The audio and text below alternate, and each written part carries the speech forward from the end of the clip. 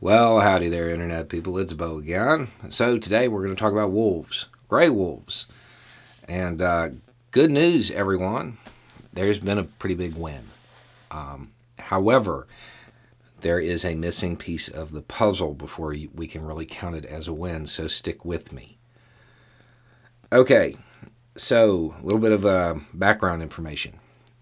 During the Trump administration, they delisted the gray wolf. They took it off the Endangered Species Act. It's no longer protected. The responsibility for protecting the wolves fell back to the states. Now, this was challenged in court. The lawsuit really focused on how the data was collected, and I'm not going to get into all of that. Short version, and I'm paraphrasing here, obviously. The judge was kind of like, yeah, you looked at the core populations, but not the species as a whole. That's not how we do things. The gray wolf is relisted. So it is now being protected again by the Endangered Species Act. Good news. That's a win. However, and this is a big however here, there are 3 states that are not covered by this, because in this area, the wolf was delisted in a different way. That's Wyoming, Idaho, and Montana. If you have been following the coverage on this channel, you know that is where most of the truly egregious behavior is coming from. That is an area where the protections by the state are lacking, to say the least. This issue, it's going to be ongoing. That there's a huge win here, but we can't let people think that the fight is over.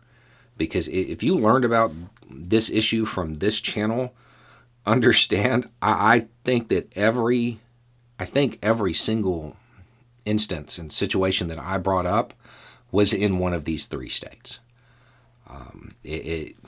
The area where the most help is needed is the area where it isn't covered. Now, we do have some good news in that fight. There are organizations that are trying to get an emergency listing of the gray wolf in those states. And I wish them the best. I hope it works. And I think it might, because the Secretary of the Interior has kind of been vocal about this issue. And basically, the feds were like, we're concerned, I think is the word they used. The way it came across to me was, yeah, you 3 states, y'all need to clean up your act or we're going to do it for you. That's kind of how it came across. I'm hoping that's the case, and I hope they do it quickly, because these states are not going to clean up their act, not in my opinion. They've had ample time. They are aware of the damage that is being caused. They don't care. They care about the economic interests and about casting the image as some mountain man. So there are organizations that are trying to work with Fish and Wildlife and the Department of Interior as a whole to make this happen. I'll have some links down below. There's been a big win, but the fight isn't over. So we don't want to forget about those organizations who have been having success and who have been getting this done. They're still going to need support. Anyway, it's just a thought. Y'all have a good day.